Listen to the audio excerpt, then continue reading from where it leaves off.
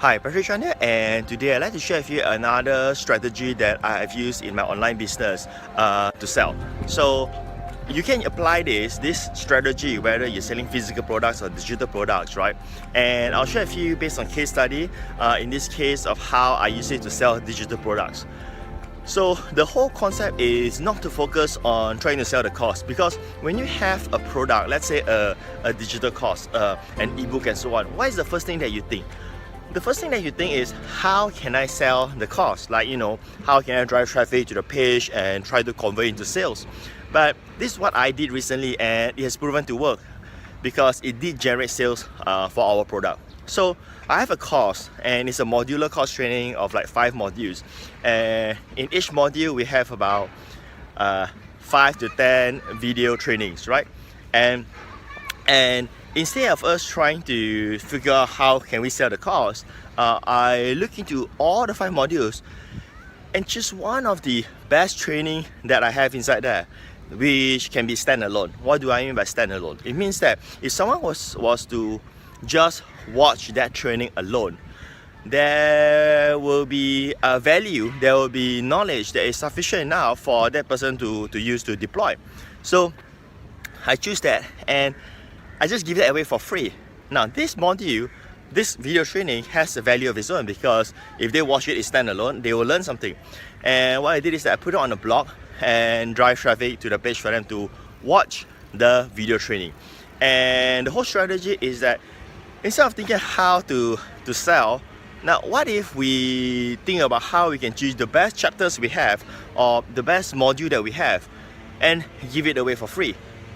And if you want to do that, right, that could generate sales back to you in a different form. So how do you sell? There are many ways to sell. Now, by the way, how we use it is that because we are promoting to our own mailing list, and with the autoresponder feature, whenever someone clicks on the link to watch the video training on the blog, they will be tagged. They will be tagged into what we call a sub-list. Now, when they are tagged into a sub-list, we will be able to send a secondary follow-up emails to all of those who watch the training. So this is how it sounds like. We send it to them and says, hey, if you watch this video training and you like what you watch and so on, of course the email is more elaborated than what I just said.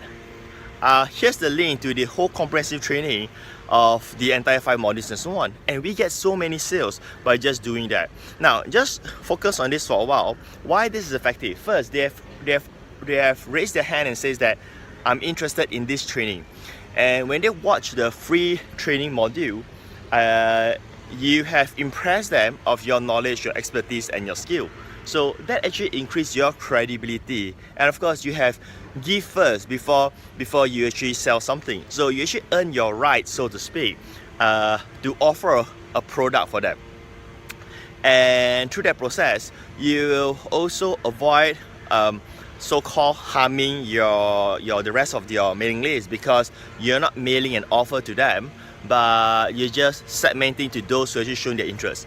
Now, but if you don't have a mailing list, how can you promote this? It's the same. You could drive traffic to your blog, right, where your blog is focused on giving them the training, and on the blog you could monetize it in different ways. There could be as simple as banners, there could be exit pop-ups, there could be built-in ads in your video player. Nowadays there's a lot of software where as they watch the video, you could have ads coming in at X amount of time and so on. So there are a lot of ways how you do that. Or if you don't want to monetize when they are on your blog, you could even run retargeting ads. And retargeting ads, it's not only constrained to just Facebook. I mean, if you go to sites like AdRoll, right, or Perfect Audience, perfectaudience.com, AdRoll.com, you can even do retargeting ads on different authority websites. So they visit certain websites.